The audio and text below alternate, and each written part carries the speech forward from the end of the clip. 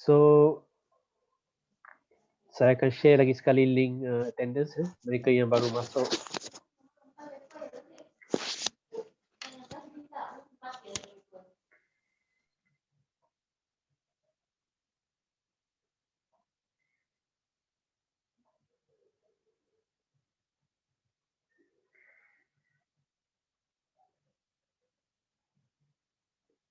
Ada lagi belum masuk rasanya, seorang kah?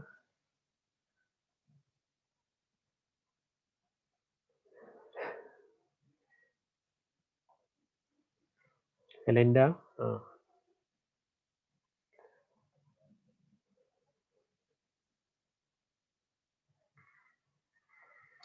So hari ini kita ada 2 kuliah kita nak cover. Ya, kita akan cover 2 kuliah. Minggu depan kita kelas hari Jumaat ni ada banyak cuti ya. Akan datang 2 hari cuti berlaku pada hari Jumaat. Minggu depan kita ada Christmas. Dan 1 minggu lagi tahun baru 2021. Kedua-dua kena pada hari Jumaat.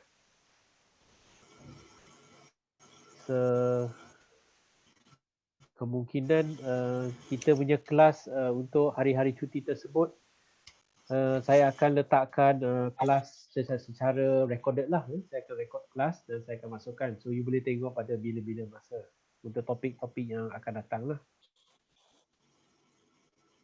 Tapi untuk hari ini kita akan tengok 2 topik. Ada 2 topik.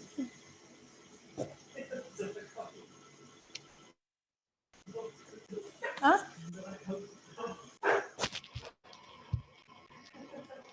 Siapa yang berbunyi? Tutup suara dia. Kuat. Siapa? Tak tahu? Mute. Okay. Alright, kita start kita akan tengok topik pertama, air, water and sea water. Kita akan tengok itu. Okay, dekat sini hari ini kita akan tengok mana.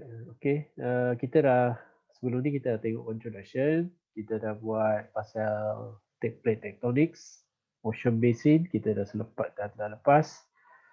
Marine sediment kita dah lepas. So today kita akan tengok 2 topik. Yang pertama adalah sea water, water and sea water. Yang keduanya adalah air-sea interaction. So minggu depan kemungkinan besar saya akan buat recorded punya video. So you boleh tengok untuk topik ocean circulation. And then satu lagi waves. Nanti ini 2 minggu yang ada cuti lah. Satu Christmas, satu tahun baru. And then lepas tu kita akan balik masuk tahun baru. Kita boleh buat kelas. Sama ada kelas secara ni lah. Recorded atau kelas yang betul lah kat sini. So I think mungkin dalam minggu depan lah saya akan sharekan pasal apa lagi satu assignment yang akan dibuat sempena mulai minggu depan lah ya. Sebab ada persen-persen yang kita belum cover untuk you punya penilaian. So water and sea water, topik is benda ni agak general sebab dan anda pernah belajar dalam water quality ada benda-benda yang sama. Jadi kita akan go through tidak susahlah topik ini. Berkait dengan air laut. Okay, so apa yang bunyi? Okay, satu ciri yang penting untuk air adalah apa dipanggil sebagai hydrogen bond. Hydrogen bond. Mana saya punya controller ni hilang.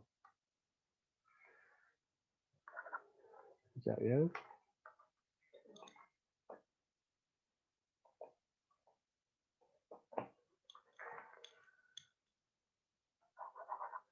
Okey, saya punya pen tu tak bergerak lah. Okey, tak apa. Mouse saya pun tak gerak. Sekejap ya.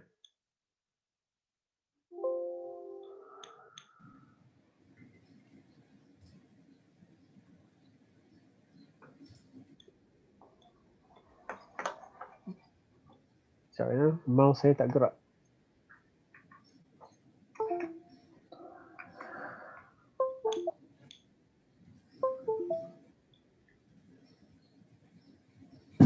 Test.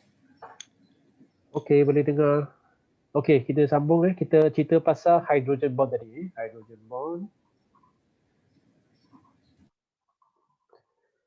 Okey, kita dah tahu air ni formula dia adalah H2O ya. Jadi hydrogen bond adalah satu ciri khas yang ada pada air di mana hydrogen bond ni mengikat molekul-molekul air ni bersama ya.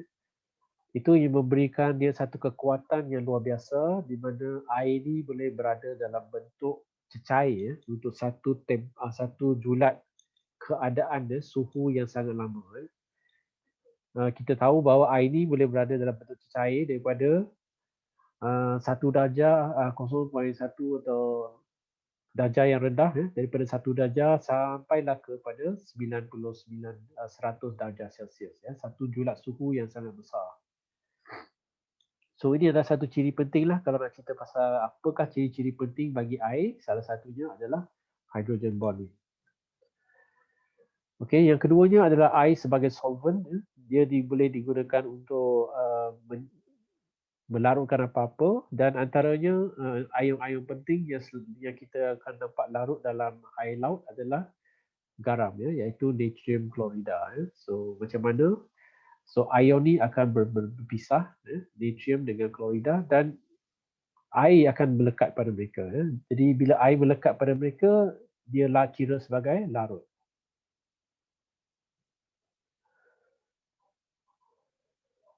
So itu adalah molekul-molekul air yang melekat kepada natrium klorida.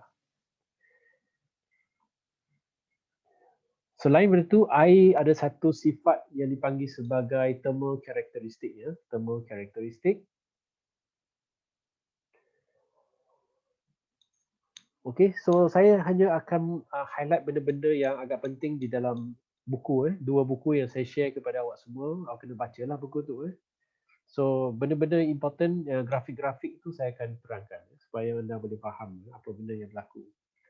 So dia kata sini, water has a very extraordinary heat capacity high heat capacity Maksudnya air ni dia boleh menyerap haba boleh menyerap haba yang sangat-sangat banyak.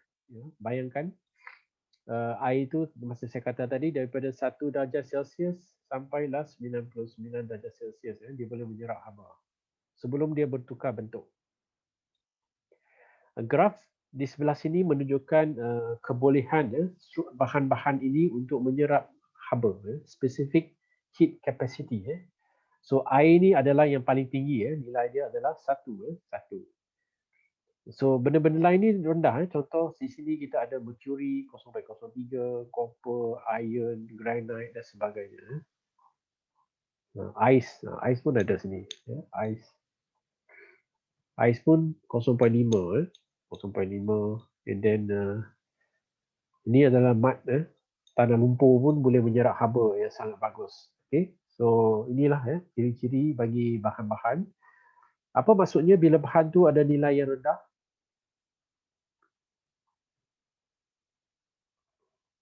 Apa agaknya kalau bahan ni nilai dia rendah? Apa maksud? Kurang tupat. Kurang tumpat? Dia lebih tumpat. Tidak juga. Menyerap haba. Dia senang ni, maksudnya kalau benda ni, kalau dia nilai dia rendah, dia akan cepat panas cepat panas.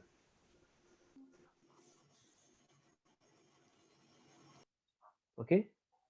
Contohlah ni dia tunjuk contoh pasir, quartz sand 0.19. So kalau anda pergi ke pantai, anda pijak pasir pada waktu tengah hari, adakah pasir itu panas?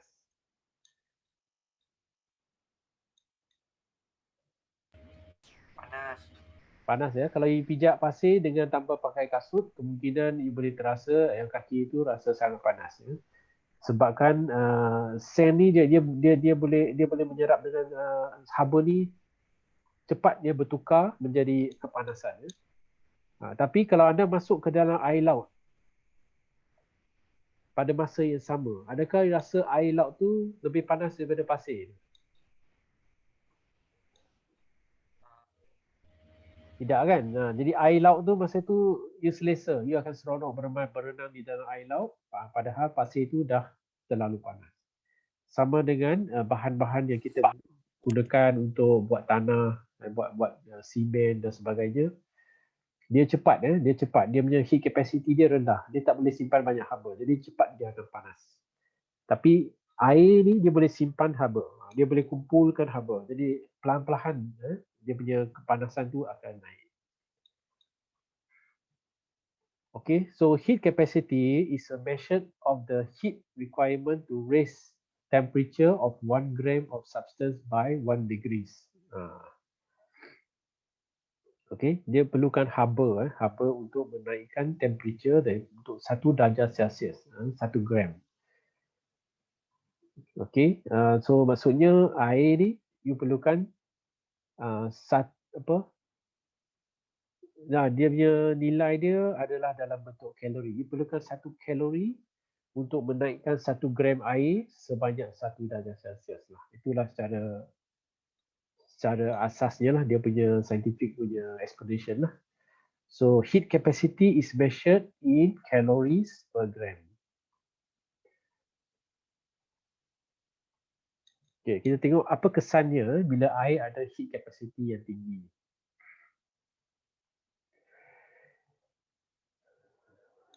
Okay, ini yang keduanya adalah water temperature affects its density.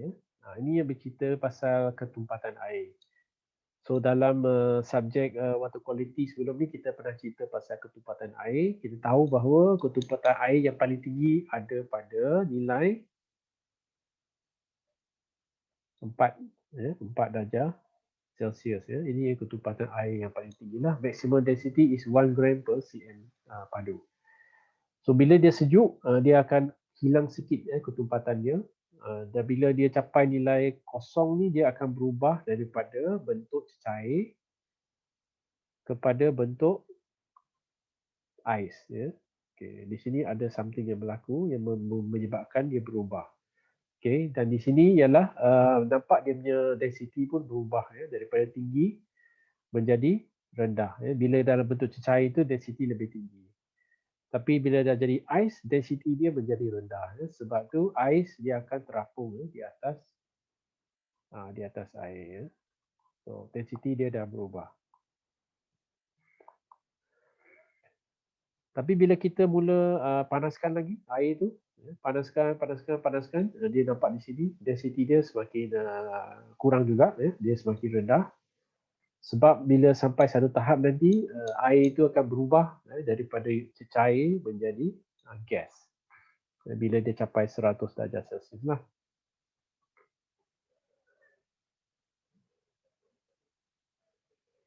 Okey, di sini dia lebih lengkap, dia menunjukkan semua peringkat yang berlaku. Kita nampak di sini peringkat tadi yang ais, ais di sini. Okey, temperature. Okey, ini dalam bentuk ais lah semua ni. Sebab ni negatif, sudah negatif ni dalam bentuk ais. Okey, daripada negatif 40 menjadi kosong ni adalah semua bentuk ais. Okey. Tapi bila dah kosong, dia ada dua bentuk yang akan berlaku. Satu adalah ais dan satu adalah cecair. So perubahan ni dipanggil sebagai fusion. Fusion. Latent heat of fusion. So apa yang berlaku di sini adalah air berubah daripada ais menjadi cecair. So tenaga yang diperlukan untuk mencairkan ais dia agak rendah, iaitu sebanyak 80 kalori per gram. Dia dah cukup untuk mengubah bentuk daripada cecair ais kepada cecair. Di sinilah kita nampak kebolehan air untuk menyerap haba. So di sini A adalah temperature ni biasalah, temperature 20 darjah ni biasa office. So 100 darjah Celsius ada di F. Di sini ada berubah, something lagi berubah. Okey, sepanjang daripada 0 sampai ke 100, apa yang berlaku ialah air ni boleh menyerap haba. Menyerap haba sampai suhu dia makin meningkat sampai di sini 100. Bila sampai 100, dia akan berada dua lagi bentuk, iaitu sama ada bentuk cecair atau bentuk wap. Okey. Tapi untuk air itu mengubah bentuk, dia kena tambah lagi tenaga dalam bentuk heat. Dan tenaga ni diperlukan adalah sebanyak 540 kalori per gram untuk vaporization. Penguapan, proses penguapan memerlukan tenaga yang sangat banyak. So jumlah tenaga adalah 540 kalori per gram. Di sini saja dia naik. Dia akan perlukan untuk menaikkan dia punya berubah bentuk daripada cair kepada gas. Okay.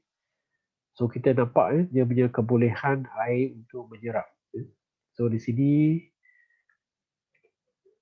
ini tak banyak 80 di sini. Lepas tu di sini ada 100, mungkin di sini sampai 200. 100 lah. 100 kalori per gram jadi.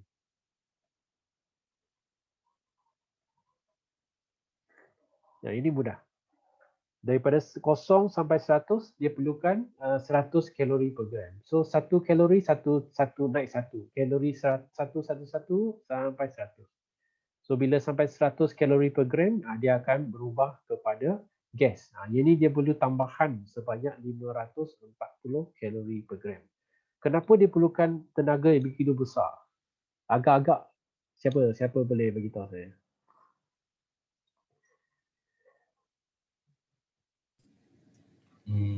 Untuk menggerakkan molekul air tu?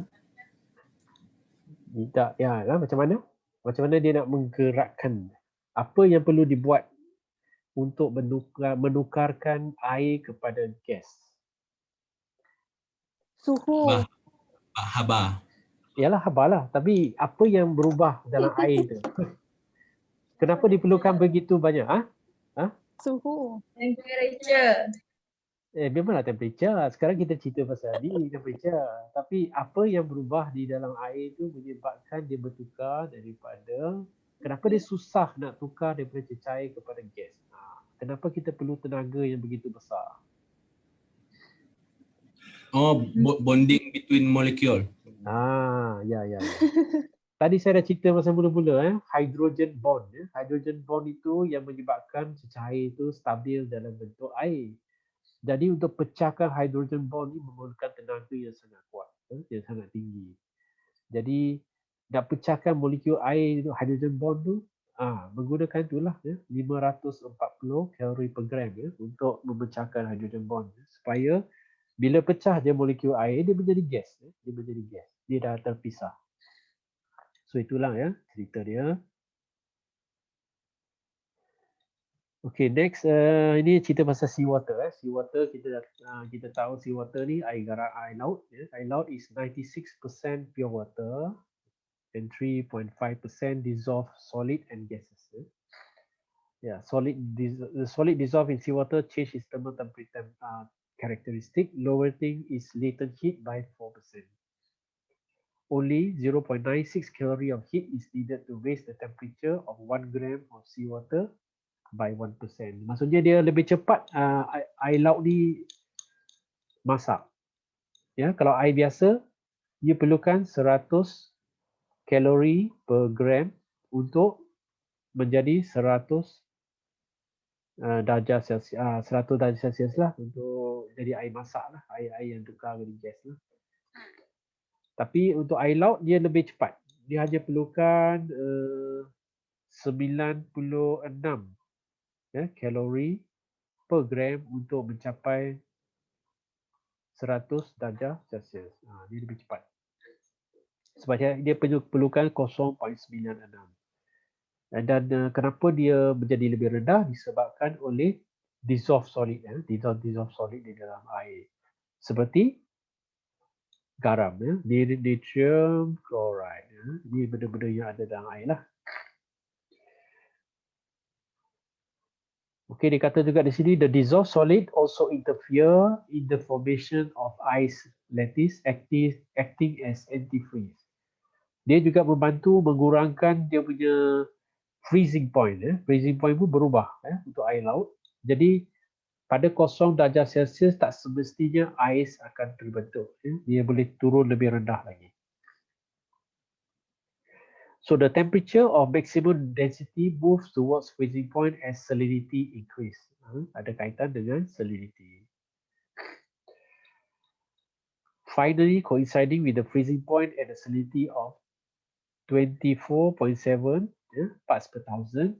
So freezing point-nya adalah negatif 1.33. Jadi hanya pada suhu negatif 1.33 darjah Celsius, air laut tu baru akan berbentuk akan mula membeku menjadi ais. So walaupun pada suhu 0 darjah Celsius, air laut tak lagi membentuk ais.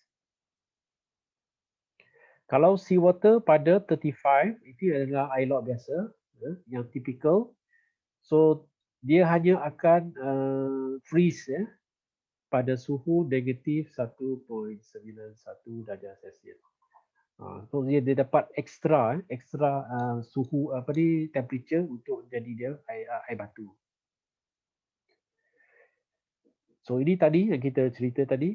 Kita tengok proses dia tadi. So daripada ais, 1 gram ais dan jadi 1 gram air diperlukan 80 kalori untuk dia melt. Lepas tu dia nak panas jadi 100, dia perlu 100. 100. Okey, dia ni adalah pemanasan. Dia menyerap haba. Dan berubah bentuk daripada cair ke gas evaporation ni, dia perlu tambah lagi 540 darjah kalori. So tidak mudah untuk bertukarkan dia. So bila air dah mendidih, dia mendidih saja. Tapi bila dah mula keluar asap ni, maksudnya dah cukuplah tenaga dia untuk merubahkan bentuk. So proses yang terbalik pun sama je. Apa yang berlaku bila warp ni dia menjadi bertukar bentuk menjadi air balik, dia akan hilangkan tenaga yang terkumpul sebanyak 540. Sama je. Dia lepaskan balik dan dia bertukar balik menjadi air. Dan kalau dia nak sejukkan diri pun sama je. Dia kurangkan lagi haba 100 kalori, dan kalau nak bertukar menjadi ais balik pun sama, dia hilangkan tenaga sebanyak 80 kalori. So proses ini, proses fizik atau kimia ni adalah benda yang berkait dengan menambah tenaga dengan menghilangkan tenaga. Tapi ciri-ciri ni sangat unik kepada air sebab dia satu benda yang mempunyai kebolehan yang sangat julat besar lah, julat yang sangat besar. Sebab itu planet kita ni dipenuhi oleh air, dan air ni dia membantu untuk planet kita menyeimbangkan cuaca, menstabilkan suhu dunia dan sebagainya. Okey, dari segi kitaran hidrologi, macam mana pergerakan air. Okey, ini dia benda yang besar terjadi. Sama dengan tadi cerita pasal pergerakan, ini cerita pasal pergerakan, tapi macam mana, berapa besar pergerakan. Kalau di sini ditulis sini, bilangan air yang paling banyak akan naik secara evaporation. Okey, evaporation akan mengambil sehingga 437,000 atau 66,000 kubik kilometer air setiap tahun. Tapi yang lain kecil-kecil macam transpiration kecil. So ini akan pergi ke atas, bila dia evaporate maksudnya dia naik ke atas udara dan membentuk awan. Ini dipanggil sebagai proses condensation. So awan ni dia akan pergi dua tempat. Satu dia akan pergi ke laut, dan satu lagi dia pergi ke daratan, dan dia akan turun sebagai hujan. So precipitation. So dari segi precipitation, perbandingan di sini dia mengatakan bahawa lebih banyak air hujan akan turun di laut berbanding dengan di daratan. Dan air ini akan ada di atas bukit ni, dia akan sejuk dan membentuk ais. Ais ni di bukit-bukit ni dipanggil sebagai glacier. Sungai-sungai yang membeku di atas sungai dipanggil glacier. So inilah simpanan air tawar kepada masyarakat dunia lah. Malaysia tak ada lah benda ni, tapi negara yang lebih latitude tinggi dia ada glacier. So glacier ni setiap tahun dia akan mencair mengikut musim, dan sebagainya, global warming juga, dan dia ambil masa lah untuk cairkan. Dia tak akan cair semua, dia tetap akan sejuk di atas, tapi dia adalah sumber bekalan air bersih. So glacier ni, kalau tak ada glacier, dia ada sungai. Sungai ni akan pergi ke tasik, dia akan jadi sungai yang digunakan untuk air minuman, dan dia balik semula ke laut sebagai runoff. Runoff ni kecil je, 46,000. So ada juga air yang akan meresap ke dalam tanah yang dipanggil sebagai groundwater. Tapi apapun semua ni dicampur sebagai runoff. Runoff ni hanya 46,000. So ini adalah dari segi kitaran air lah. Banyak air ni yang diserap daripada lautan pergi ke udara dan kembali semula kepada bumi hanya sedikit saja. Dan digunakan pun sedikit saja. Okey, selain benda air, benda lain juga bergerak bersama-sama iaitu dari segi solid, gas dan solid lah. Benda-benda ion-ion ni semua bergerak bersama dengan air. Mereka dah banyak datang daripada sungai. Sungai membawa ion. Daripada industri, volcano ni adalah semula jadi. Tapi selain itu kita ada banyak kilang. Kilang juga menyemburkan banyak bahan-bahan kepada laut. Seperti sulfur, chloride, sulfate dan sebagainya diturun kepada laut. Dan semua ni akan dicampur dengan air laut, membentuklah apa yang dikatakan sebagai air-air yang terlarut di dalam air laut. Seperti benda-benda ini. Okey, benda-benda ni. Okey, dan benda ni akan berkumpul sama ada dia larut atau dia menyebabkan proses-proses penting lah untuk hidupan air laut seperti plankton yang akan gunakan air-air tertentu lah. Okey, dari segi salinity, kita cerita balik salinity. Apa dia salinity adalah 1 ppt adalah bersama dengan 1 kilogram 1 gram air dalam 1 liter air. 1 gram garam lah contoh, garam. So itu adalah salinity lah. So di sini dia kata bahawa air laut ni majoritinya adalah air, tapi air laut ni ada sikit saja. Ini adalah salinity air laut iaitu 35 ppt. Di sini dia kata 34.8 gram.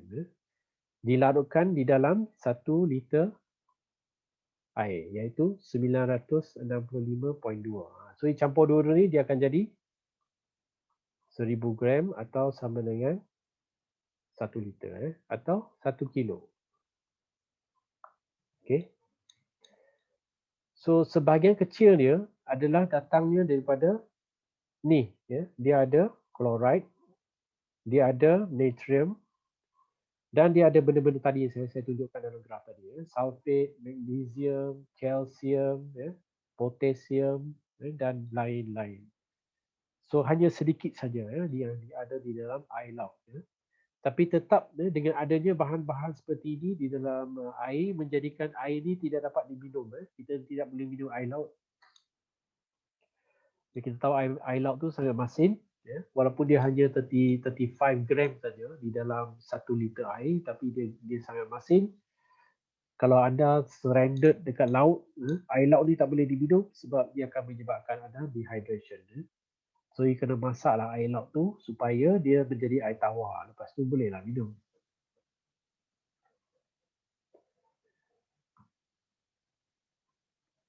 So, ini boleh bacalah. Ini dia punya concentration of ion di dalam air laut.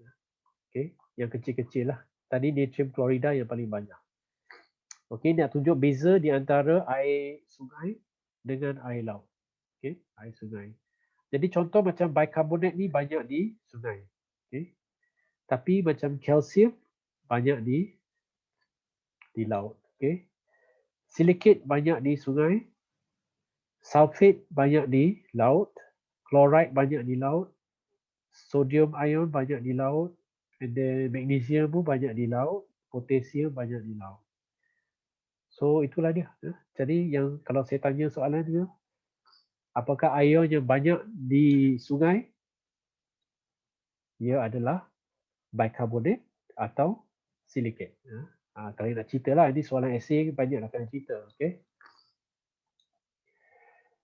Next. Yang ini boleh baca lah. Ini adalah ciri-ciri air laut dengan ciri-ciri air tawar. Seperti, so this is just information. Okay, proses-proses. Jadi proses-proses macam mana kita nak yang berlaku kepada air. Contohnya seperti precipitation ni adalah hujan. Run off ni adalah air yang datang dari tanah dibawa ke laut. Okey, lepas tu iceberg melting, sea ice melting, So ini semua adalah proses yang akan dikata di sini decrease, decrease. Decrease apa? Salinity, Kenapa? Okey, bila hujan, bila air ditambah ke dalam air laut, jadi salinity akan kurang. Itu maksudnya lah. Ini proses-proses yang akan mengurangkan salinity. Tapi proses yang akan meningkatkan salinity iaitu increase adalah membentuknya sea ice dan juga evaporation lah. Evaporation dia akan meningkatkan salinity. Okey, selain daripada itu, kita tengok dari segi gas-gas yang ada di dalam air. Yang paling banyak adalah apa? Yang paling banyak gas di dalam air adalah concentration in seawater in parts per million by mass whole, iaitu carbon dioxide. Yang paling sikit adalah oksigen dan yang sederhananya adalah nitrogen. Berbeza di atmosfera. Atmosfera yang paling banyak adalah nitrogen, lepas tu oksigen, lepas tu CO2. Oh, ini dia air, 48% nitrogen juga, oksigen adalah 36, and then carbon dioxide adalah 15. Tapi ini adalah concentration, kepekatan.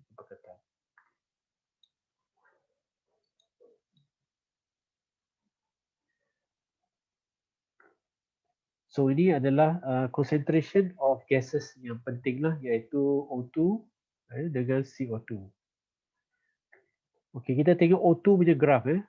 Kenapa dia macam ni?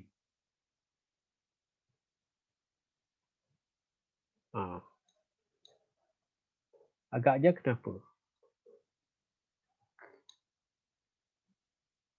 Kenapa oksigen ni tinggi di lapisan atas, lepas tu pada kedalaman tertentu dia semakin rendah kat sini. Katakan sampai sini. Kenapa dia macam tu?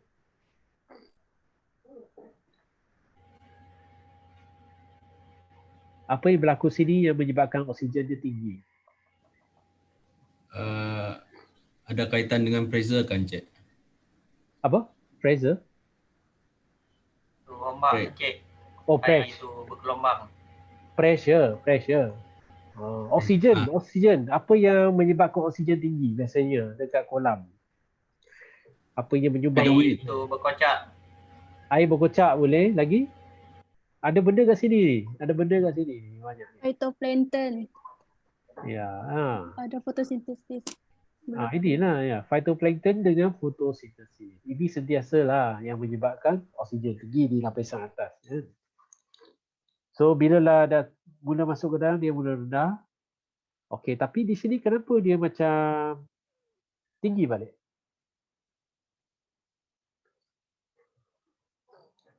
Di kedalaman yang sangat dalam. Kenapa dia tiba-tiba dia tinggi balik?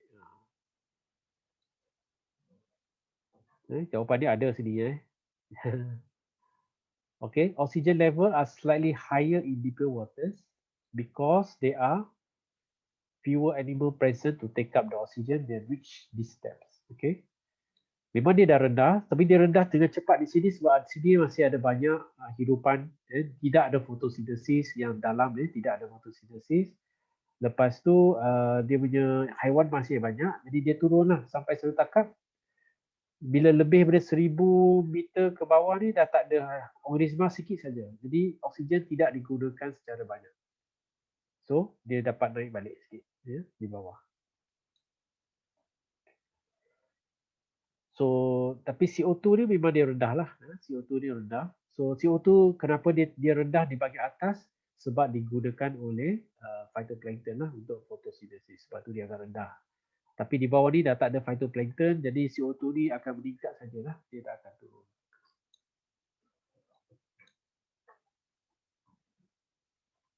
Ini adalah proses-proses yang berkaitan dengan carbon dioxide. Carbon dioxide ni dia sedang larut dalam air. So dia akan bertukar-tukar bentuk lah kepada carbonic acid, bicarbonate dengan carbonate. Ini kita dah banyak cerita dalam water quality dulu. So ini just refresh tak payah hafal ni lagi. Cuma apa yang penting ialah apa-apa perubahan daripada carbon dioksida di antara carbonate dan sebagainya, dia yang pentingnya adalah dia menyebabkan dia sangat efek kepada pH walaupun pH air laut ni stabil tapi lebih kurang 8 lah pH air laut adalah lebih kurang 8. Tapi disebabkan oleh global warming, bila CO2 sangat banyak di udara, dia akan banyak diresapkan ke dalam air. Kalau ada efek kepada global warming, agak-agaknya pH ni akan lebih tinggi atau lebih rendah. Kalau global warming.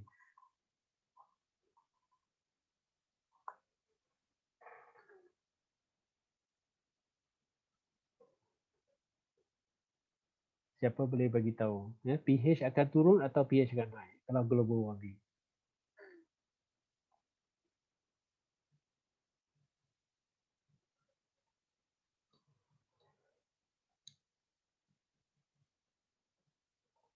Dia akan jadi pahit. Pahit. Tinggi. Bukan. Tinggi. Rendah atau tinggi? pH akan naik atau turun? Kalau global warming. Baik. Alkali macam pahit. Ya, apa? Tak adalah pahit-pahit ke tak ada pahit. Dia naik atau turun dia pH. Turun tu. Turun lah, dia turun. Global warming akan menyebabkan pH kurang. Sebabnya ialah CO2 ni dia adalah acidic. Acidic. Bila dia banyak dalam air, dia menyebabkan air itu menjadi lebih berasid. Bila kita asid dia pH dia adalah lebih rendah. So itu yang akan berlaku lah. Yang bila pH tu kalau global warming semakin lama, pH air akan semakin rendah. Semakin rendah. So ini menunjukkan effect of global warming. Ini gambar dia. Sea surface temperature. Kita tengok. The ocean, ini kata sini, the ocean is becoming more acidic and is absorb additional CO2. Okay, CO2 daripada udara ni dia meresap ke dalam air laut. Taklah air laut tu sangat besar. So bila masalah dia ialah keadaan di mana kalau air tu lebih berasid, dia akan efek kepada banyak organisma yang mempunyai cengkerang. Sebab organisma bercengkerang memerlukan keadaan yang beralkali. So apa efek global warming kita nampak di sini. Okey, dia kata di sini data ni daripada tahun 1700 sampai 1990. Data pH air laut. Dan ini adalah tengok nampak dia punya warna. Warna yang bagus adalah di mana tidak ada perubahan di antara tahun 1700 sampai sekarang. Kalau dia nilai dia tak berubah, maka dia akan kosong. Tapi kalau you tengok apa beza, ada beza banyak lah daripada dulu sampai sekarang. Okay. So tak ada lagi yang warna purple. Tak ada. Warna biru tak ada. Yang ada dah mula di sini adalah warna hijau banyak. Warna hijau. Maksudnya ada beza antara pH zaman dulu sampai sekarang. Sekurang-kurangnya negatif 0.01 07 dah dia punya nilai dia. Kalau katakan pada masa 1700 tu pH adalah 8. Sekarang pH dia adalah 8 tolak 0.07. Jadi berapa? 7.93. Okey. Itu maksudnya. Tapi kalau kita tengok sini, ada kawasan yang warna kuning. Kuning ni maksudnya lagi tinggi lagi dia punya perbezaan di sini. Okey. Lepas tu ada kawasan yang gelap macam ni. Yang kawasan yang warna coklat. Coklat ni maksudnya dah ada perubahan sebanyak negatif 0.1. So maksudnya pH di kawasan itu dulu adalah 8. Sekarang adalah 7.9.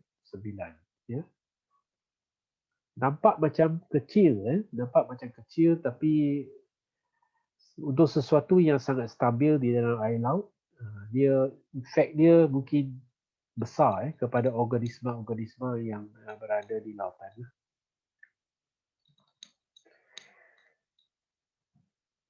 Okey, ini dah cerita pasal temperature lah. Balik kepada temperature, kita nak cerita pasal suhu surface water moderates global temperature. Dia kata air laut ni membantu untuk stabilkan temperature dunia. So ini adalah satu contoh yang sangat nyata kalau kita tengok sini. Ada dua tempat di Amerika. Satu adalah San Francisco. Satu lagi adalah Norfolk. Satu kat belah satu belah west, satu adalah east, Amerika. Tapi kenapa mereka berada pada satu garisan yang sama, latitude yang sama. Tetapi kenapakah mereka mempunyai suhu yang berbeza sepanjang tahun? Yang warna biru adalah Norfolk, yang warna hijau adalah San Francisco. Kenapa dia macam ni?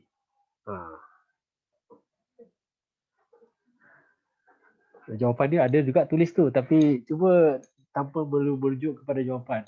Kenapa dia agak-agaknya macam ni?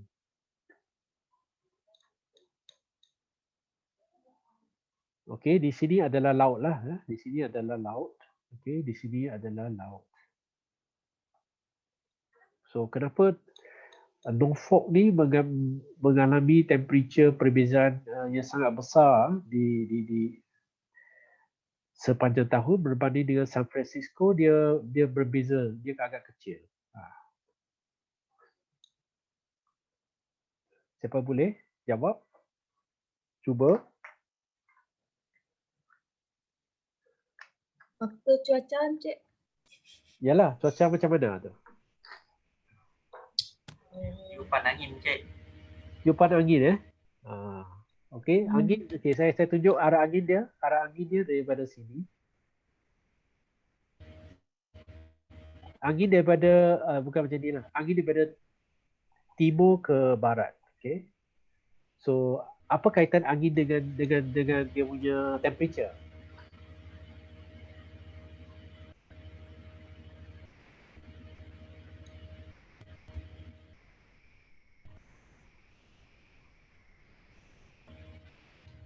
Okey. Kenapa? Angin betul, tapi macam mana angin tu menyebabkan suhu dia berbeza macam ni? Padahal mereka berada pada latitude yang sama.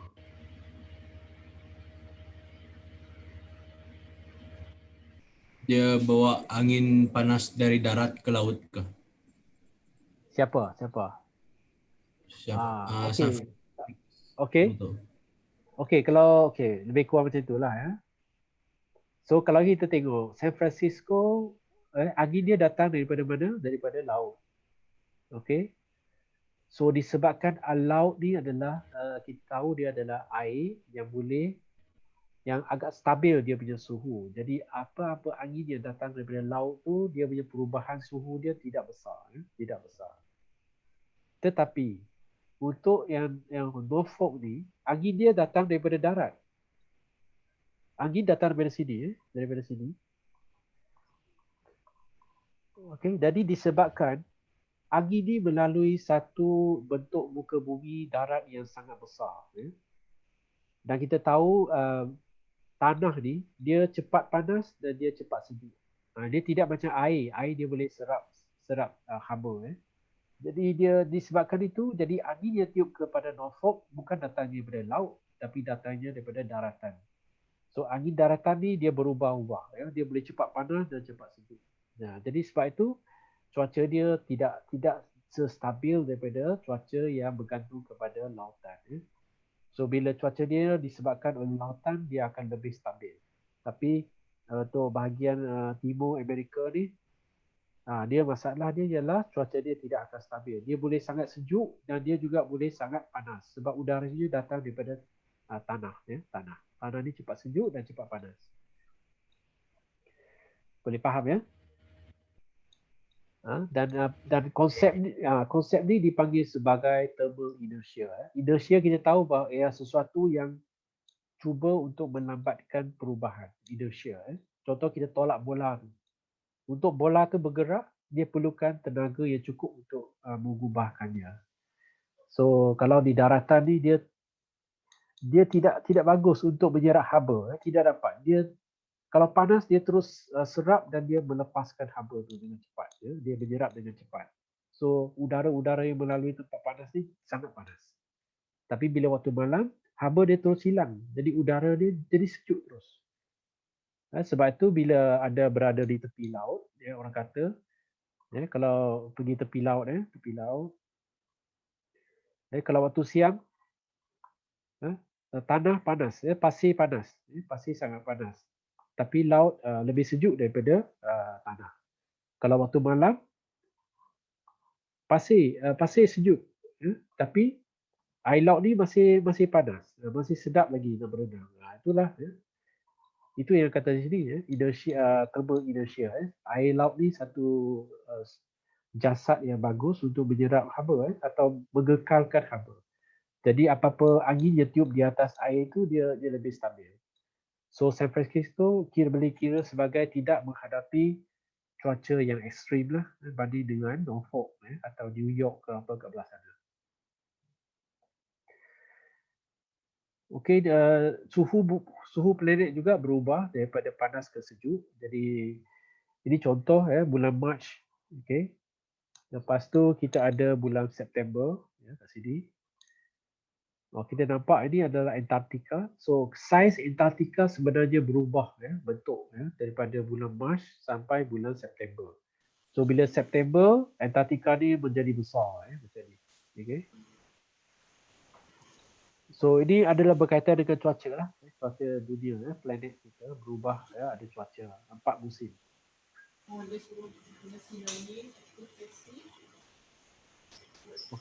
Okay, next kita ada dari segi perubahan pergerakan air, suhu dengan air lah. So kita planet kita ni, kalau kita bahagikan dia ada banyak-banyak kawasan. Kita berada di tengah-tengah dipanggil sebagai equator. Okey, di sini dia ada satu garisan yang penting di sini. Okay.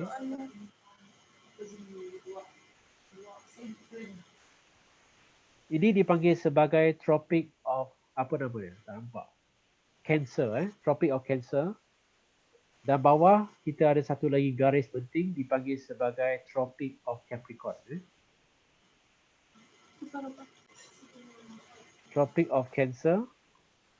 Yang bawah dipanggil sebagai Tropic of Capricorn.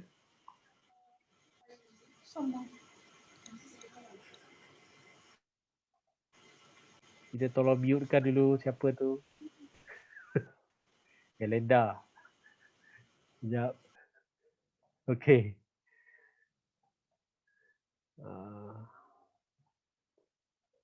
Okey, kalau tak salah saya, dia punya berapa darjah kat sini adalah 23 darjah setengah. Kalau tak salah saya lah. Mungkin saya silap sikit, tapi lebih kurang. Kenapa dua garis ni sangat penting? Kita akan ceritakan pada slide yang akan datang lah. Adalah,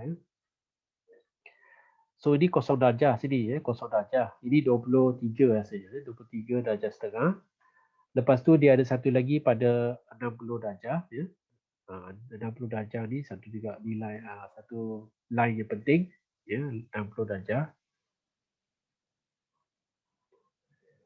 Kenapa ada garis-garis tersebut? Okay.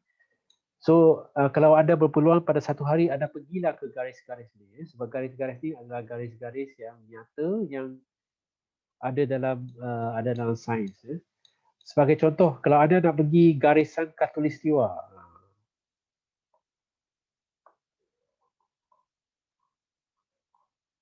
kat mana nak cari garisan ni?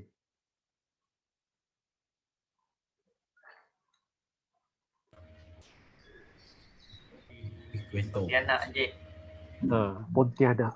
Ya. Yalah, ya, ada kat Pontianak. Kalau anda ada peluang, pergilah ke Pontianak. Pontianak, Indonesia. Indonesia. Iaitu sebenarnya boleh pergi je kalau tak ada COVID. Tapi sebab ada COVID ni, tak boleh pergi mana-mana lah. Ya. Daripada Kuching, anda boleh naik flight pergi terus ke Pontianak. Ya. Di bandar Pontianak ni, garisan khatulistiwa ni melalui bandar tersebut lah. Dia ada satu monumen kat sana. Ya.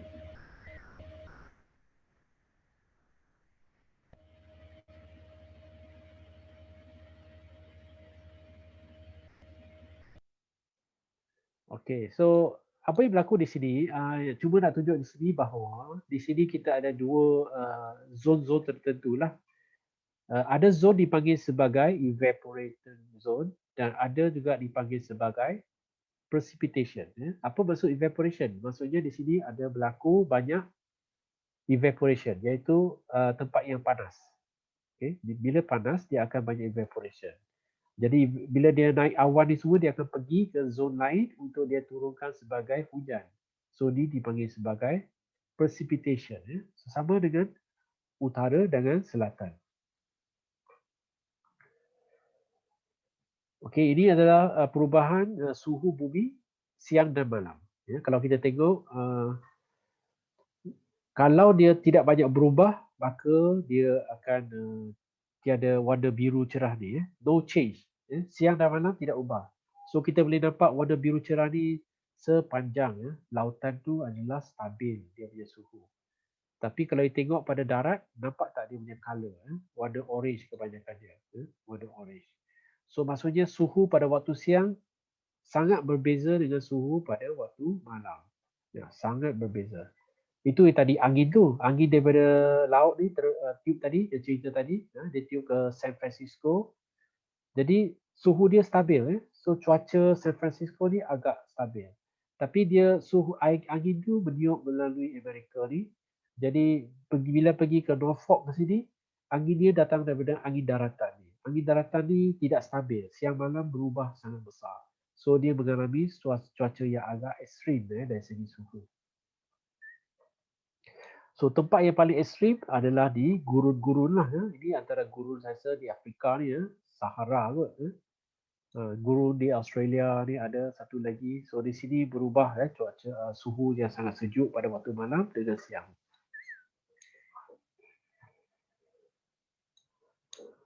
Okey, ini lagi ini cerita pasal suhu juga. So kita boleh nampak bahawa suhu yang panas ni sebenarnya hanya sedikit saja. Nipis saja lapisan ni. Okey. Di bahagian atas saja di mana dia agak panas. Jadi efek dia pun sikit saja, tak sampai pun 500 meter. Selepas 500 meter terus jadi sejuk. Sejuk dan sejuk. Okay. Dan bila sejuk ni maksudnya apa? Cahaya tidak menembusi lah. Cahaya tidak menembusi. Lautan ni sangat dalam dan kebanyakannya dalam sangat gelap. Sangat gelap. Dan ini menunjukkan dia punya latitude. Ini latitude. So khatulistiwa adalah di sini. Khatulistiwa adalah kosong. Ini adalah profil suhu untuk khatulistiwa. Lepas tu pergi sampai ke bawah. Ini south. Dan ini north lah mungkin. Okay.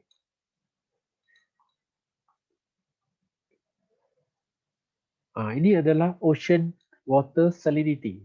Water salinity sama juga daripada khatulistiwa sampailah latitude yang ke bawah dan ke atas. So kita tengok sini, ocean salinity measured from 1985 to 1999 minus the year of 1955 to 1969. So dia tengok sini.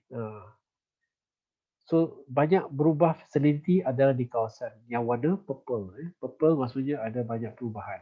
Biru pun sama, ada banyak perubahan.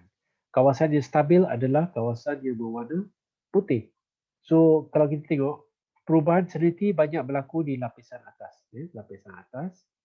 Dan kebanyakan selepas 1000 atau selepas 2000 meter suhu adalah, bukan suhu, salinity adalah agak stabil. Tidak banyak berubah. So cuaca di planet kita banyak mengubah apa yang berlaku di lapisan atas lautan, di lapisan atas. Lapisan atas ni banyak berubah.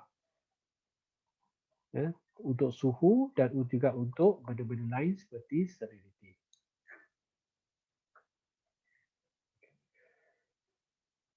Ini adalah cuaca-cuaca lah, winter temperature, dan ini boleh baca je.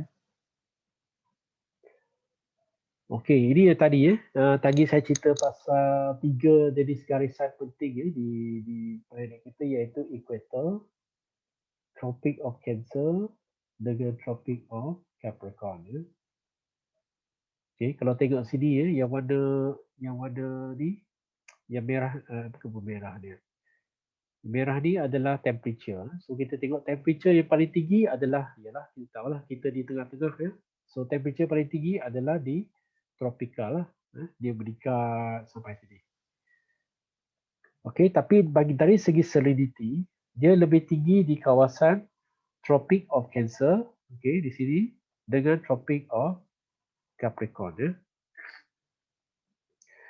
Sebab apa? Sebab dia ada peredaran di planet kita yang menyebabkan kawasan ni akan mengalami salinity yang agak tinggi di sini. Sebab tadi kan kita tengok di sini adalah evaporation zone. Tadi kita kata di sini adalah evaporation zone. Sama juga dengan sini. Okay, evaporation zone. So bila ada banyak evaporation, salinity dia akan meningkat. Okay. Dan dia kata one of the main reason is because salah satu lagi adalah ada banyak run off juga berlaku di kawasan itulah, especially dekat equator, okay, northern latitude.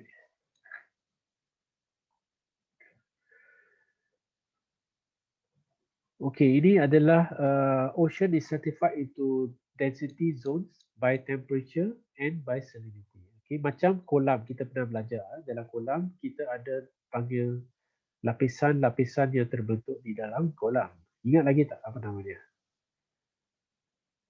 Dulu kita belajar pasal suhu saja.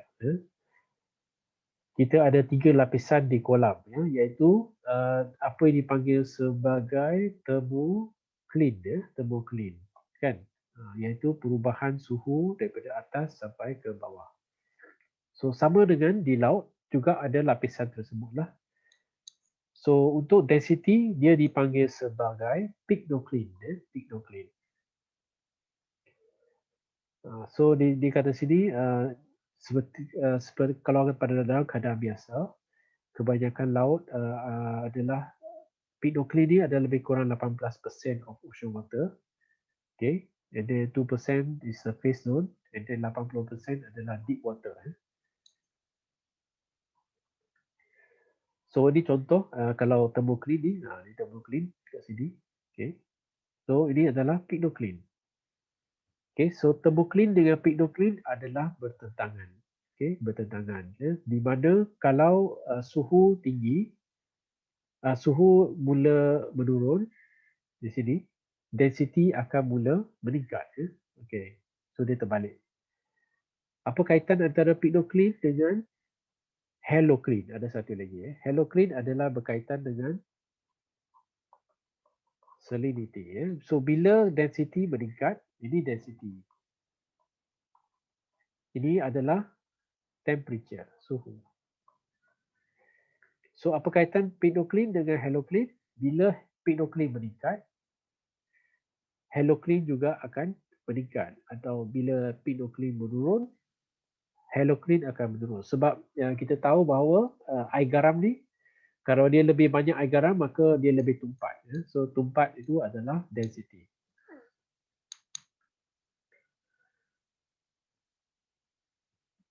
Ya, sama juga sini, thermocline nampak ni, thermocline.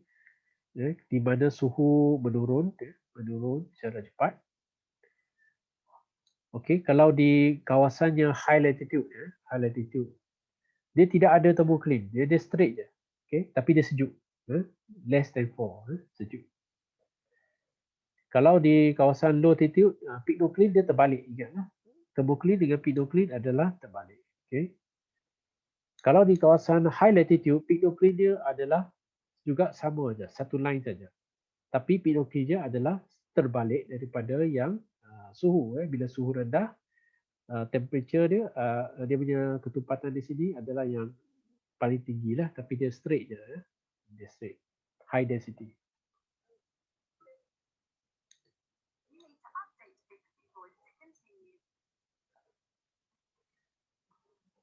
Okey, kita nak cerita pasal cahaya. Cahaya di sini. Okey, cahaya. Okey, sebab kenapa air laut kita nampak macam kebiruan? Sebab untuk UV light ni cahaya daripada matahari, dia ada banyak gelombang, visible light. Jadi gelombang cahaya yang paling banyak diserap oleh air adalah warna biru. Lepas tu warna hijau. Sebab itu air kita banyak nampak warna biru dan hijau. Itu je lah.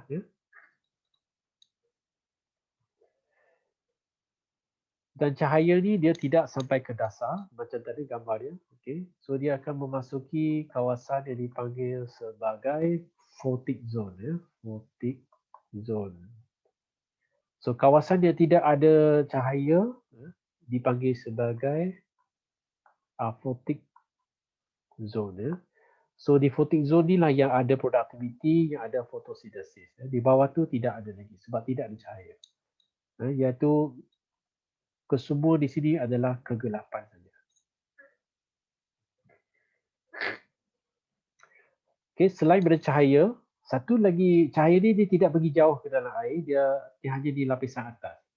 Tapi satu lagi benda yang boleh masuk ke lautan dalam adalah bunyi. So bunyi ni dia boleh pergi jauh ke dalam. Kalau kita tengok graf ni. Kita tengok graf ni. Daripada kosong, kedalaman dia adalah kosong, surface, sampailah ke 3,000 meter. Kita tengok dari segi berapa laju so gelombang bunyi ni boleh turun. Kalau kita tengok sini. High sound velocity ada kat sini. Okay, dia sampai sini. Lepas tu dia akan kurang. Dia akan jadi minimum lebih kurang dalam 1,000 meter ni dia akan jadi perlahan. Tapi dia akan meningkat balik di bawah. Jadi high sound velocity balik.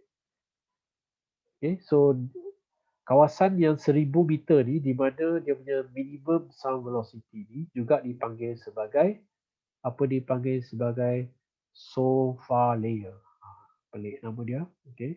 SOFA layer kat sini.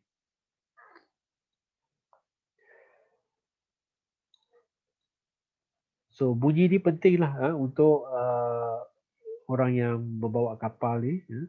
Sebab bunyi ni memberikan dia menggunakan peralatan yang menggunakan dia untuk mencari macam-macam di dalam lautan ni.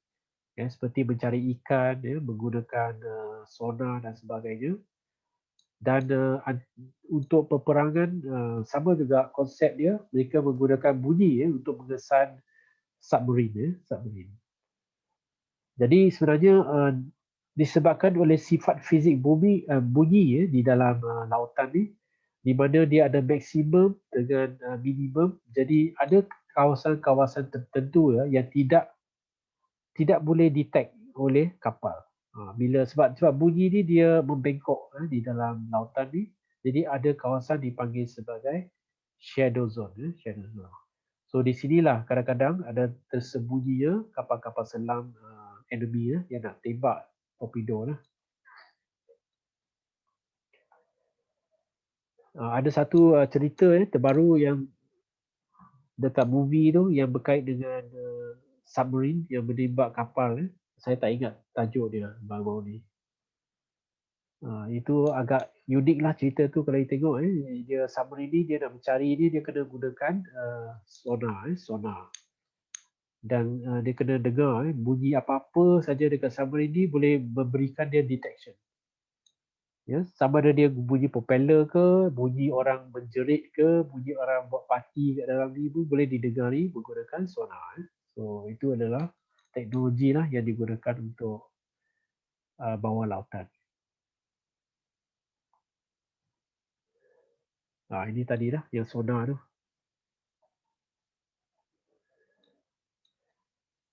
Okey, satu dia dapat detect menggunakan digunakan gelombang bunyi. Bila dia kena je dia balas balik.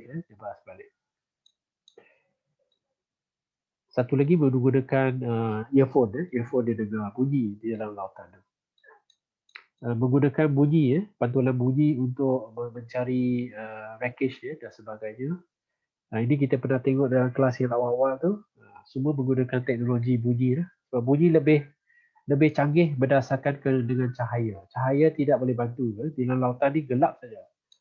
So dia guna something yang tak perlukan cahaya, iaitu menggunakan bunyi. So ini adalah side scan sonar. Kita pernah tengok dalam kelas sebelum ni. Okey, kita dah selesai topik hari ini. Topik hari ini kita cerita pasal air. Cerita pasal air, salinity, gas dalam air, kitaran-kitaran air. Lepas tu daripada air ni dia akan menjadi cuaca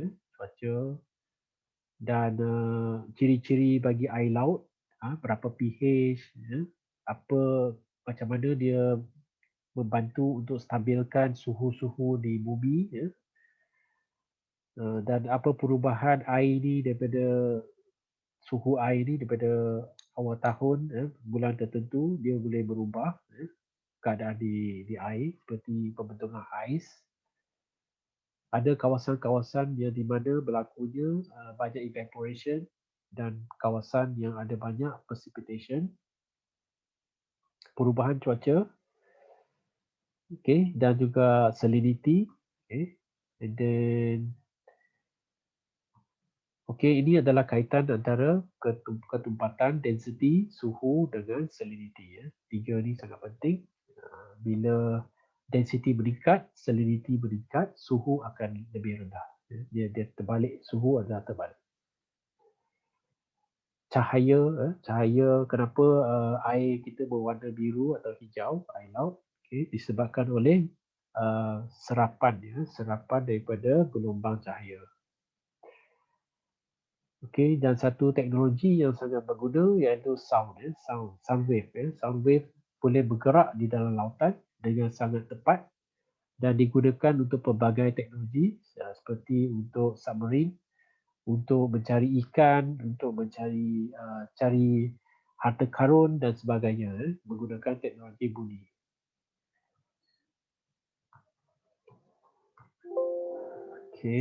Kita dah selesai satu. Penat juga, boleh lepas lagi satu.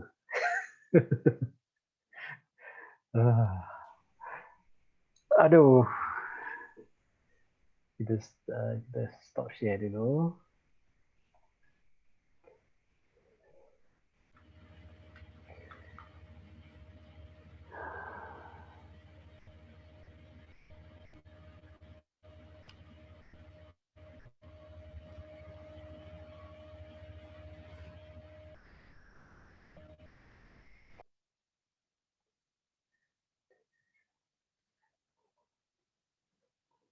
Topik seterusnya dipanggil kita akan pergi ke air-sea interaction.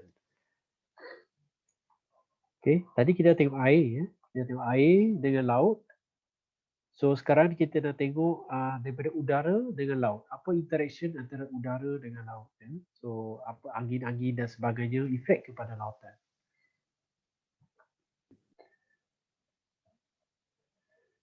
Ini adalah satu fenomena yang berlaku lah, di mana air dengan atmosfera ni bertemu. Ya, ini dipanggil sebagai water sprout. Water sprout. Ini macam tornado tapi ini tornado di lautan. Tornado lautan.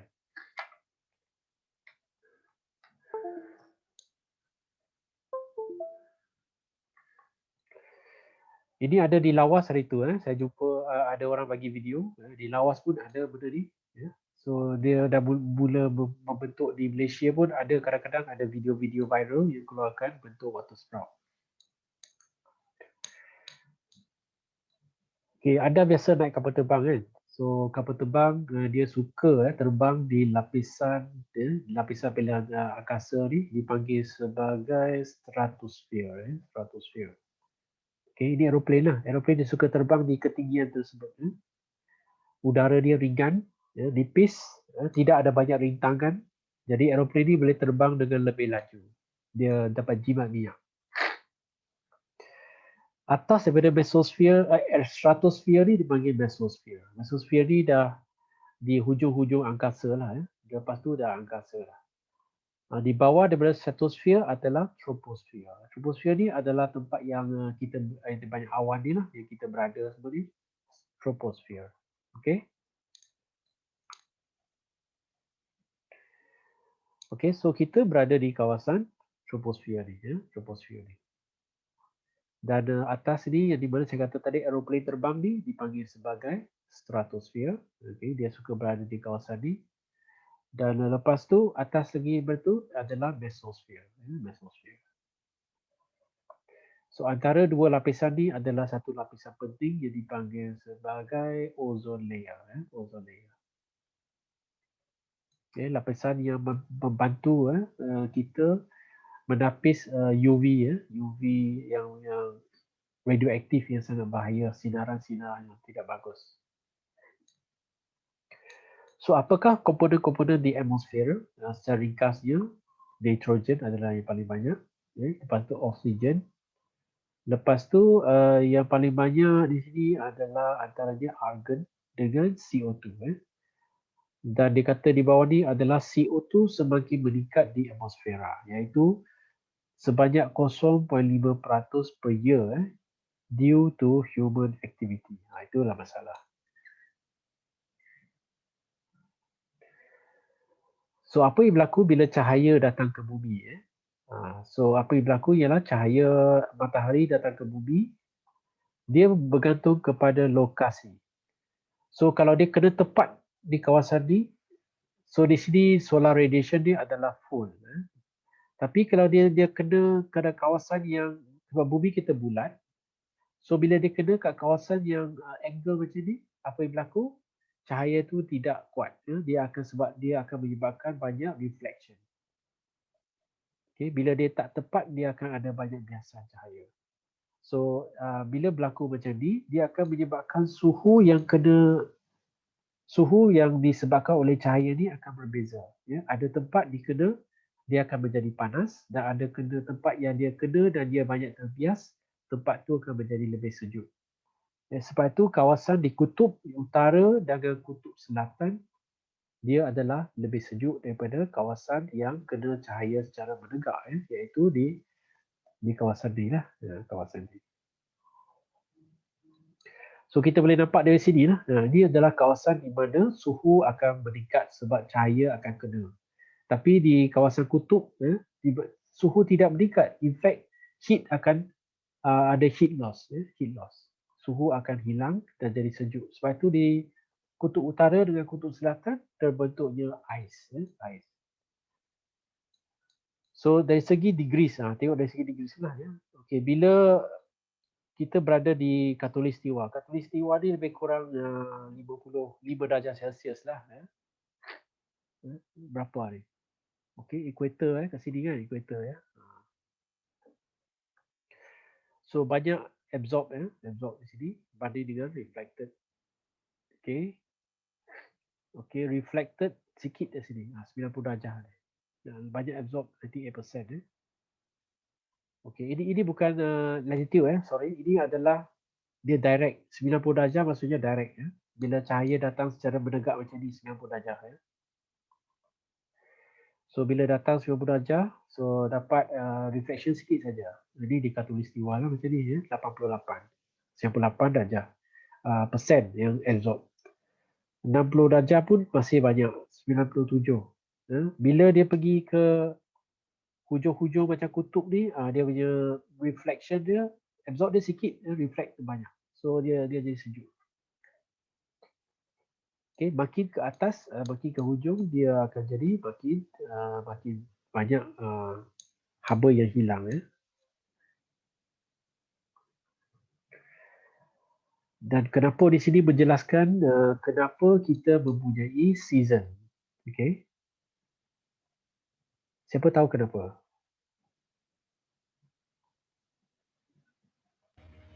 Bumi berputar pada paksinya. Berputar. Bumi berputar. Tapi ada satu lagi benda yang menyebabkan kita ada season. Iaitu ya atas sini. So apa ni tilt? Kecondongan. Dia bukan saja berputar, dia menjondong. Bumi kita tidak macam ni. Tidak straight macam ni. Bumi kita adalah condong. Condong. Dia berhala, dia sengit sedikit ke tepi pada 23.5 darjah. Sebab itu, dua garisan itu terbentuk, iaitu Tropic of Cancer dengan Tropic of Capricorn. Dia sangat penting dalam istilah permusiman ni. So apa yang berlaku di sini kalau kita tengok bumi ni dia mengelilingi matahari mengelilingi matahari selama setahun 365 hari lebih kurang. Okey. Jadi apa yang berlaku ialah pada bulan-bulan tertentu bumi akan berada pada lokasi yang sesuai untuk dia menyentuh beberapa garisan Okey, garisan yang pertama contohnya kita ambil bulan Mac pada bulan Mac. Okey, garisan yang direct dengan matahari adalah garisan apa? Okey, khatulistiwa khatulistiwa kat sini So ini adalah kalau untuk orang Malaysia apa yang jadi pada kita? Panas. Ya, musim panas. Sebab itu kalau you selalu tengok cuaca kalau cerita pasal musim panas, itu kita lah ni. Musim panas di Malaysia ya. Okey. Tapi untuk apa kata orang putih negara mereka, apa musim dia tengah menghadapi sekarang? Bulan Mac.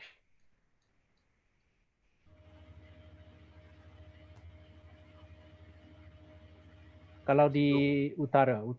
Bukan musim sejuk. Musim sejuk berlaku pada bulan Disember kat sini ya. Kat sini. So musim bulan Mac ni mungkin lepas musim sejuk apa yang berlaku? Musim luruh. Luruh Luruh tu apa? Fall. Fall. Fall. Okey. Musim luruh musim luruh. Autumn tu apa autumn? Kan musim bunga. Kan? Tak pasti Encik. Nanti cek. Saya rasa musim bunga musim bunga. Okey. So daripada sini bulan Mac kita panas, jadi atas ni kurang panas, okey. Lepas tu dia pergi ke bulan Jun. Bulan Jun. So bulan Jun untuk orang di Amerika dan sebagainya, mereka mengalami musim panas, musim panas iaitu summer. Okey. Jadi musim sekarang tengok secara jelas pada planet kita, pada musim Jun, garisan yang kena direct matahari adalah Tropic of Cancer. Okey. So apa yang berlaku ialah musim panas berlaku di bahagian hemisfera utara lah. Termasuklah Amerika, termasuklah Japan dan sebagainya. Kalau anda nak pergi melancong kat luar negara, anda tengoklah kalender. Nak pergi bila. Nak pergi Amerika Utara, nak pergi itu tak boleh bawa baju sejuk lah sebab dia tengah musim panas. Okey, bila dia setiap 3 bulan dia akan berubah. 3 bulan lagi dia akan pergi ke September, dan di sini sekali lagi matahari akan menyinar pada garisan ekuator, iaitu pada bulan September. Sebab itu ada 2 kali dalam setahun Malaysia akan mengalami cuaca panas, iaitu bulan Mac dan bulan September. Jadi masa ni lah yang kebanyakannya pada dalam bulan September, Julai, Ogos tu lah yang mereka akan membakar dan menyebabkan jerebu banyak berlaku. Okey, lepas autumn apa autumn ni saya tak tahu pasti ya. Siapa tahu? Siapa pernah pergi luar negara? Autumn ni apa? Autumn ni ialah musim luruh ke musim bunga? Autumn. Luruh lah ni, luruh. Kan? Luruh lah. Ini adalah spring kan? Spring. Ya. Spring ialah musim bunga lah, betul lah. Spring, summer, autumn, winter. Betul lah. So, ini dah musim luruh. Selepas musim panas, daun-daun semua akan luruh. Dia mati. Luruh. Lepas tu datang musim sejuk. Winter kat sini. So, winter bermula pada bulan Disember sampailah ke bulan Mac. Dekat-dekat bulan Mac. So, bila bulan Disember pula, apa yang berlaku? Matahari menunjuk kepada garisan selatan iaitu Tropic of Capricorn, iaitu di bawah. So bila matahari memanaskan hemisfera selatan, hemisfera utara mengalami musim sejuk. Okey? Lepas tu dia akan berulang, setiap tahun dia akan berpusing. Itulah dia. Tapi kalau saya tanya, kalau you nak pergi musim sejuk pada bulan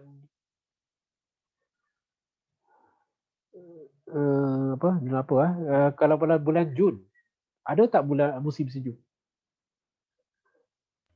Ada Kat mana? dari selatan. Ya, dia terbalik.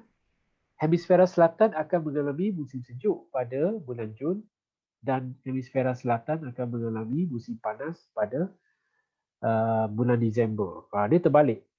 Sebab itulah bila cahaya kena pada garisan tertentu, efek dia berlaku pada bahagian sebaliknya lah. So sebenarnya bila kita cerita pasal season, kita kena cerita pasal mana lokasi yang kita nak katakan itu. Tapi nampaknya sains menyebelahilah hemisfera utara, orang putih. So mereka lah yang utama. So bila kita cerita pasal season dan pergerakan planet ni adalah melihat kepada kepentingan mereka lah. Maksudnya kalau kita sama orang putih, kalau autumn pun orang putih, winter orang putih, segala-galanya untuk orang putih lah. Tak apalah, kita dah nampak dan kita tahu sebenarnya sama dengan apa-apa dan sebagainya. 4 season ni berlaku secara terbalik antara hemisfera utara dengan hemisfera selatan. So kalau kita tengok pada rajah di bawah ni,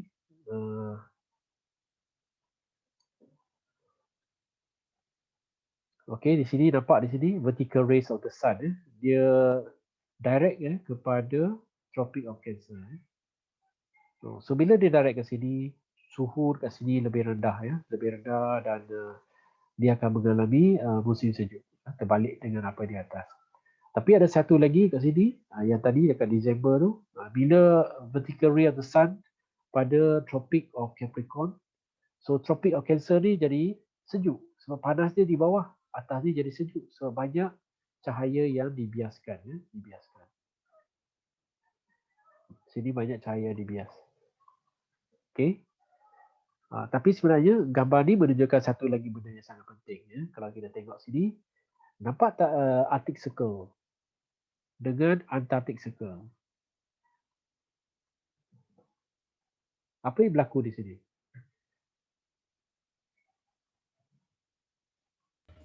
Ais cair. Tengok Tengok nampak sini tak? Nampak sini tak? Cahaya.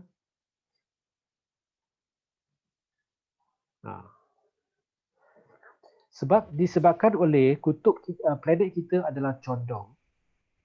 Jadi ada masa tertentu kutub-kutub ini tidak menerima cahaya. Betul tak? Ya, Betul je. okey. Pada bulan Jun, okey, planet kita condong macam ni. Jadi bila cahaya datang, dia disentuh sini. So kutub utara akan menerima cahaya sepanjang hari, sepanjang hari. Sebab dia pusing macam mana pun dia tetap kena cahaya. Kalau planet kat bawah ni tak apa, dia pusing betul. Tapi bahagian atas ni dia pusing pun setiap hari dia cahaya. Sebab itu ada orang kata, ada masa tertentu kalau you pergi ke negara Eropah, you tak tahu bila nak buka puasa. Ya, sebab dia siang saja. Siang dia panjang sangat. Ya. Tapi kalau anda berada di kutub, lagi panjang siang. Kemungkinan berhari-hari atau berbulan-bulan.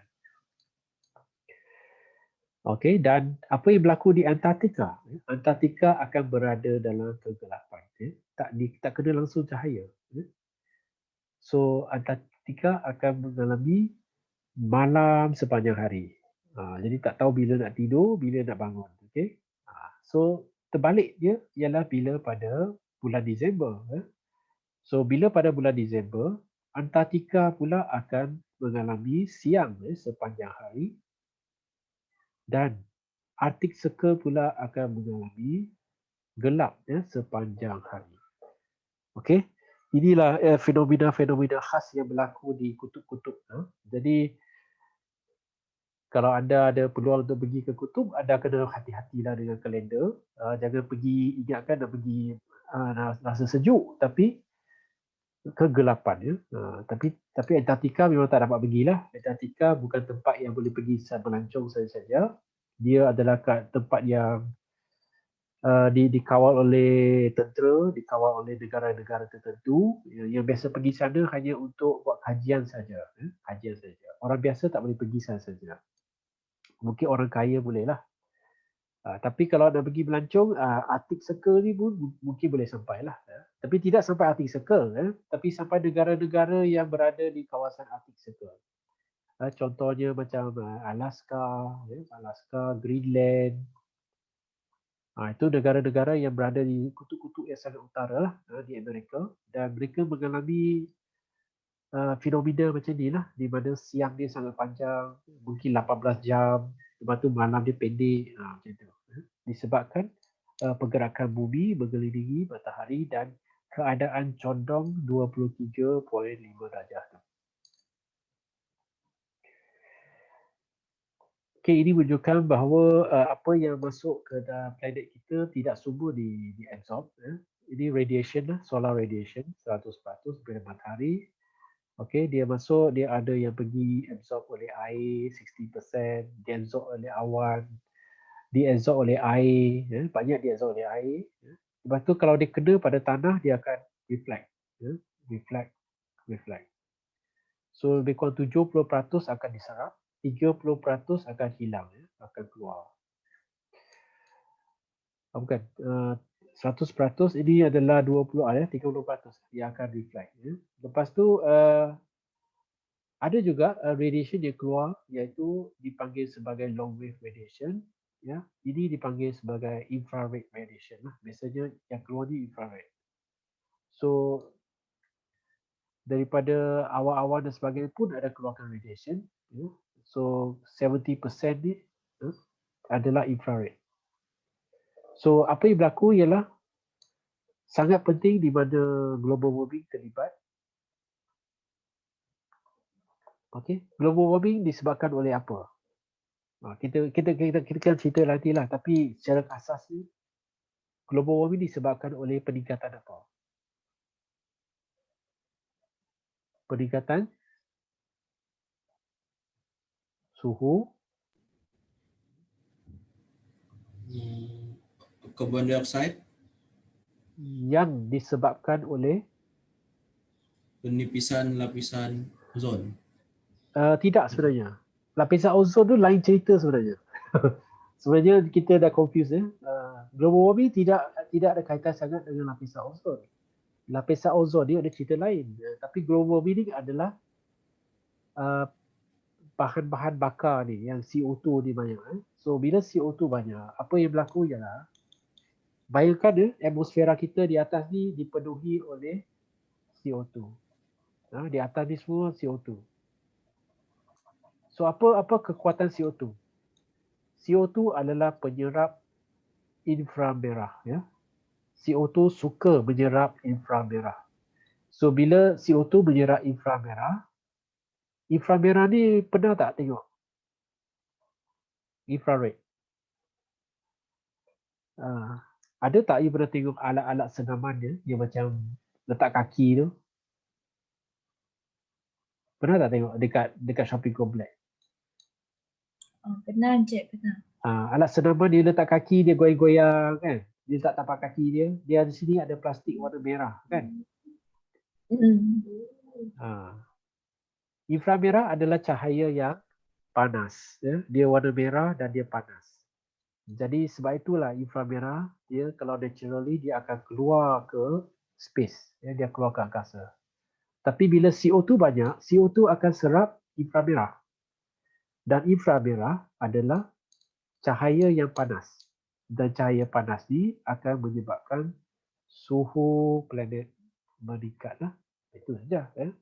Bila makin banyak inframerah diserap yang tak dapat dilepaskan ke angkasa lepas disebabkan oleh CO2, maka meningkatlah suhu, meningkatkan suhu planet. Lapisan ozon ni berbeza sikit cerita dia. Dia lebih awal daripada dia isu yang lebih awal daripada yang global warming. So ozon layer ni adalah lapisan yang penting yang membantu untuk menapis radiation daripada matahari lah. Tapi ozon layer yang semakin hilang ni disebabkan oleh gas-gas tertentu, gas-gas yang memakan kita punya ozon layer. Antara gas-gas yang disebabkan ozon layer kita menipis adalah gas yang berada di dalam peti sejuk. Dengan antaranya peti sejuk lah, peti sejuk dengan aircon dan sebagainya. Dia ada satu gas, saya tak ingat nama dia. Nanti kita akan cek. Tolong cek lah, ada nama dia. FC kan cik?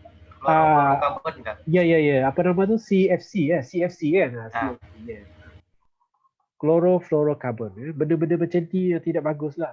Dia banyak berlaku pada zaman dahulu, zaman perindustrian. Banyak alat-alat rumah ada benda ni. Chlorofluorocarbon. So bila dia dilepaskan ke udara, dia akan bergabung dengan lapisan ozon tu menyebabkan dia semakin nipis. Sebab itu banyak peralatan zaman sekarang tidak ada lagi CFC dan sebagainya lah. Tapi saya tak pastilah ozon layer ni tak banyak diceritakan sekarang lah. Dia lebih kepada global warming. So itu cerita CFC dengan itu. Pukul apa dah? Pukul 4.11 dah. Okey. So banyak lagi nak cerita ni. Ini adalah pergerakan udara. Udara. Secara kasarnya kita tahu bahawa udara, yang mana udara tu berat. Udara sejuk ke udara panas? Sejuk. Udara sejuk adalah berat. Bila dia berat, dia akan jatuh. Udara panas adalah ringan. Bila dia ringan, dia akan naik ke udara. Itu je lah konsep dia. Sebab itu kita ada pakai belon udara tu. Di dalam belon udara tu dia ada api. So bila dia rasa nak jatuh je, dia bakar api ni supaya udara ni jadi ringan. Dia akan terbang. Okey, itu konsep dia. Jadi cara asalnya bumi kita ni ada udara sejuk dan udara panas. Sebab cahaya dia diterima oleh bumi berbeza-beza. Jadi tempat yang panas, macam contoh di ekuator kita ni, bila dipanaskan, apa yang berlaku? Udara dia panas, jadi udara dia akan naik dan udara dia akan dibawa ke bahagian yang berbeza. Macam ni lah. Udara ni naik atas, dia pusing pergi tempat sejuk, okay, dia pusing balik. Dia macam itulah, konsep dia macam tu. Dia pergi dan pusing balik. Okay?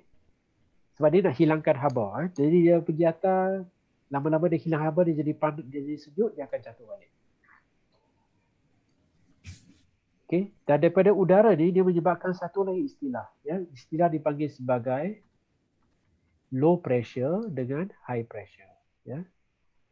Apa dimaksudkan low pressure? Low pressure maksudnya bila udara banyak naik atas, kawasan tu dipanggil sebagai low pressure. Tapi bila udara panas tu jatuh, dia akan menyebabkan kawasan di bawah tu dipanggil sebagai high pressure. High pressure.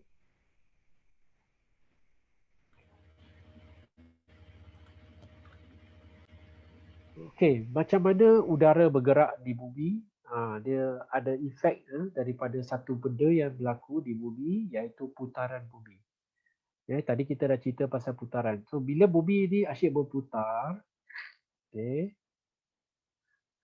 so apa-apa benda yang berada di udara di bumi ni akan ada efek. Sebab bumi berputar. Efek ni dipanggil sebagai Coriolis effect. Coriolis effect. It changes the intended path of the moving body. So apa-apa yang bergerak, dia terbang di udara, bila dia lepas daripada tanah tu, dia akan diganggu oleh Coriolis effect. Dan Coriolis effect ni paling kuat di kawasan-kawasan equator lah. Equator dia paling kuat. Tapi di kawasan kutub ni tidak ada efek, dia kosong. Sebab dia kutub ni dia pusing pun tak ada guna lah. Okay. So contoh, dia ada, kita kena tahu dia ada beza antara utara, hemisfera utara dengan hemisfera selatan. So apa yang berlaku di sini?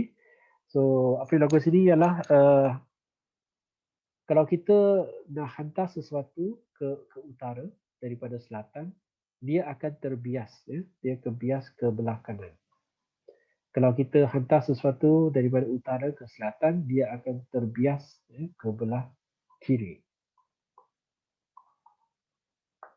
Itu je dia punya konsep dia, right and left.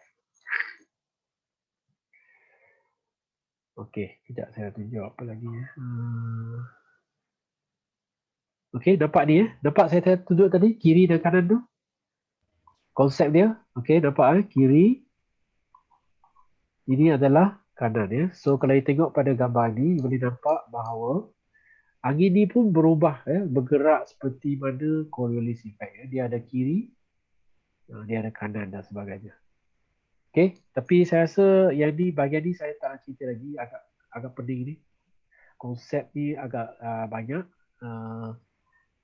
Kita akan berakhir kat sini lah ya. Kita berakhir kat sini. Kita dah cerita pasal Coriolis effect, udara panas dan sejuk ya. Dari segi radiation dari solar, dan antara yang paling penting yang kita ceritakan adalah pembentukan permusiman ya di sepanjang tahun, di antara spring, summer, autumn dengan winter. Okay, so kita akan berhenti sini lah ya. Nanti kita akan sambung balik cerita pasal angin ya, angin. So di sini dah masuk pada angin-angin yang ada di planet kita, dan ini adalah satu benda yang agak kompleks. Saya akan ceritakan kemudian lah. Okay, boleh kita stop kat sini? Okay. Okay. Minggu depan korang ada hari apa selain daripada hari Jumaat ada tak apa hari-hari tertentu yang lecturer kata tak ada kelas ke apa ke? Khamis pukul berapa? Pagi pukul 8. Pagi-pagi ada kosong lah situ Ya. Okey. Tapi nanti kita carikan masa. Nanti kalau tidak pun saya akan buat recording lah supaya saya jelaskan dengan lebih perlahan sikit supaya anda boleh repeat banyak kali lah. Kalau buat live ni saya kena cerita-cerita ni confused lah. So saya buat ni perlahan-lahan. Saya akan jelaskan dan saya akan savekan dalam bentuk video ni lah. Okey? Attendance semua dah isi ke? Sudah, Encik. Okey, selamat berjumpa lagi minggu depan. Kalau ada yang sambut Christmas, selamat Christmas. Ada balik kampung ke? Ada. Tak ada. Okey. Buat projek final year Ya. Okey, kita jumpa lagi. Nanti saya akan buat recording untuk kelas ini dan saya akan cerita dengan lebih perlahan untuk bahagian-bahagian yang agak complicated. So boleh rujuk video nantilah Okey. Baik, Encik. Okey.